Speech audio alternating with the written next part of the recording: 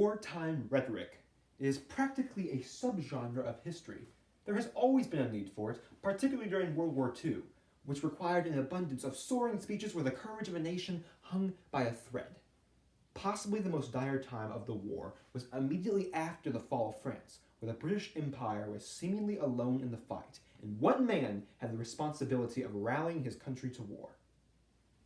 We may never know what the people in that time had to go through, but we can all understand fear, uncertainty, and death. And right now we know how the world can stand still as so many needlessly die. Maybe we could all use the rhetoric of an optimistic speaker. And that's why today I would like to introduce you to Winston Churchill and his seminal speech, "This was their finest hour." So first, we're going to break down exactly what Churchill described as his formidable power. Then we're going to analyze the impact of his seminal speech, and finally, I'll perform an oral interpretation of his work. So, what exactly is Churchill's formidable power? Well, first you have to understand that Churchill was a true wordsmith with a phenomenal work ethic. In his essay Scaffolding of Rhetoric, it begins by stating that of all the talents bestowed upon men, none is as precious as the gift of oratory. Whoever can command this power is formidable.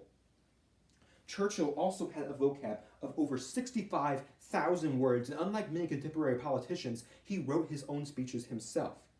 According to a Newsweek article from March 2010, he would devote 1 hour of prep time per every 1 minute of delivery. But not all of this was natural talent, you see. Churchill had many influences, but perhaps his greatest teacher was U.S. politician William Burke Cochran. Now, the Vital Speeches of the Day journal, in an article from December 2015, states that Cochran taught Churchill how to use every note of the human body like an organ, and how to hold thousands in the throat. However, Cochran's primary advice was to make one point and pound on it. We can see this in examples of Churchill's speeches such as "We shall fight," which is a slow buildup of one blankly reported fact.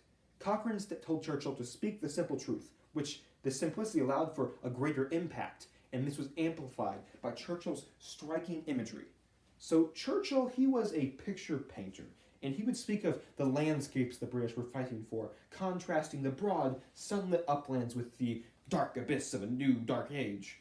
His metaphors were violent, his images were stale, and it was all creating this dramatic, grandiose atmosphere, which was dense with what the New Yorker, in an article from August 2010, calls dying metaphors. So, dying metaphors are things like when Churchill would say, "A monstrous tyranny never surpassed in the dark catalogue of human crime," which could sound archaic and absurd, but Churchill made it work because his circumstances justified the moment. According to the New Yorker, they say that perhaps his style never suited the time, it suited the moment. Churchill was also a master labeler. He would develop slogans throughout his speeches such as "We shall fight," and this was because his language was impersonal and abstract, so these slogans would streamline his speaking and make him renowned as a phrase maker. They also built up heavy morale among his nation. Churchill knew the importance of using the best word possible, and he valued simplicity, intimacy, and sincerity. He would often use these powerful single-syllable words, exhortations before explanations. Churchill was also fond of utilizing the cliches of European culture.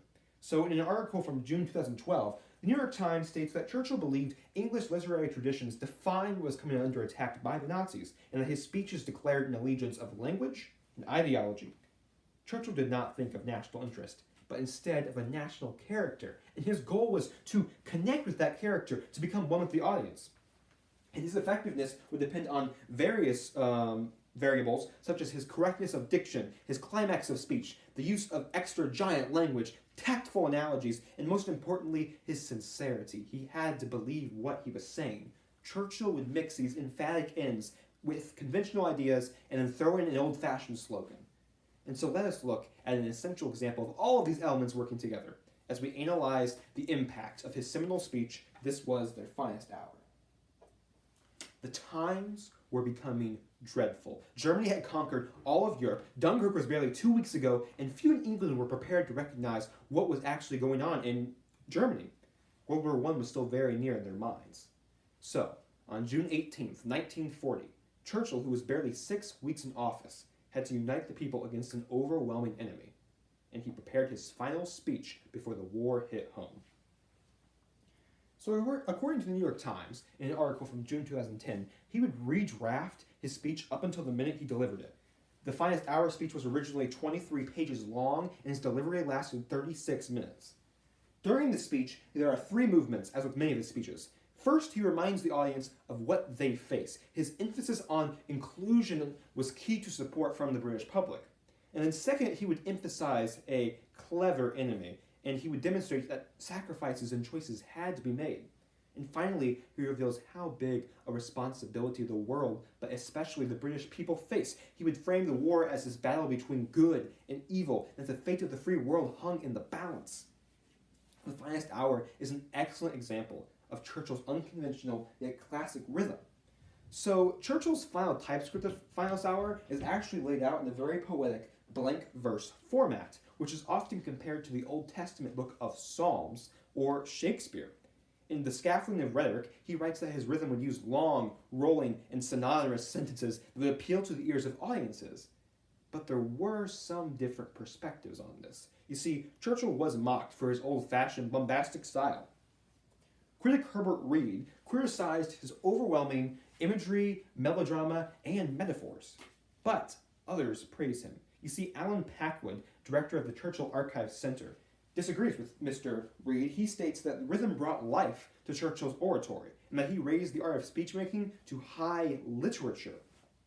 And this was because he would use classic speaking devices in a new way. If one were to look at Churchill's final typescript, they would see that he had blue and red ink all over it as he was continuously revising analogies and alliterations. For Churchill, a speech was like a symphony. It had 3 movements and 1 dominant theme. And it was these movements that spurred his countrymen to war, which left a phenomenal and a monumental impact. You see, according to Dig Into History, in an article from May 2015, historians name Finest Hour as one of the greatest speeches ever given in English and hailed as the moment when the British found the resolve to fight on after the fall of France.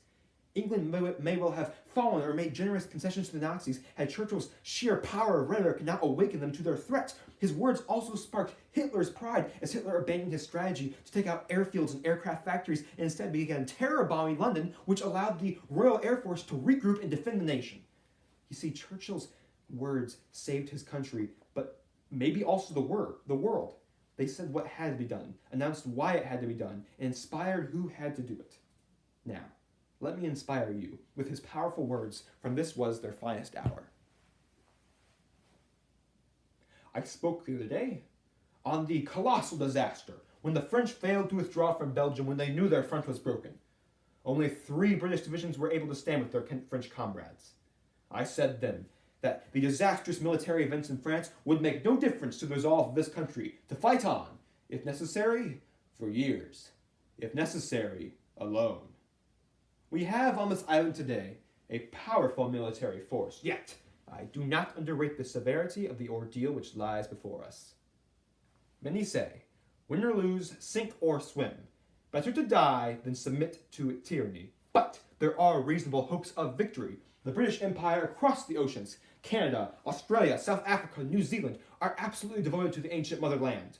So we must now ask ourselves, how has our position worsened since the beginning of the war? Well, the Germans have conquered a large part of the western coastline of Western Europe, and many small countries have been overrun by them.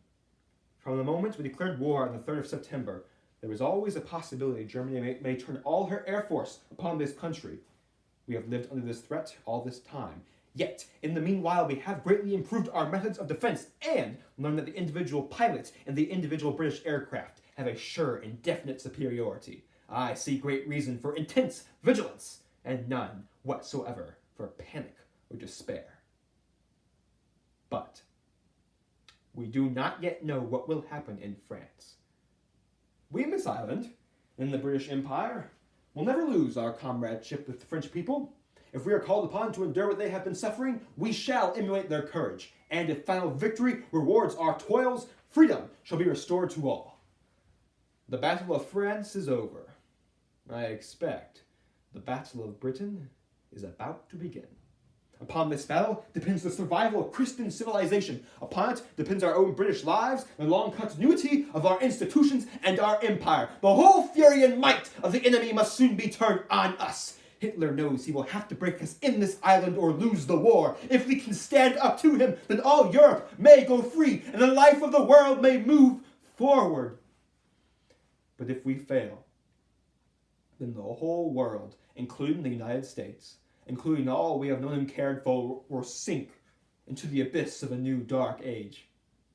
Therefore, let us brace ourselves to our duties and so bear ourselves that, if the British Commonwealth and its empire lasts for 1,000 years, men will still say this was their finest hour.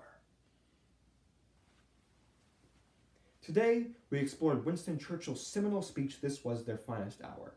First, we broke down his formidable power. Then, we analyzed the impact of his seminal speech. And finally, I performed an oral interpretation of his work. You see, Churchill was intensely strategic with how he used his words, spending copious amounts of time planning. He knew how to implement classic techniques, but using them in a new way, stepping outside the box and creating something uniquely his own.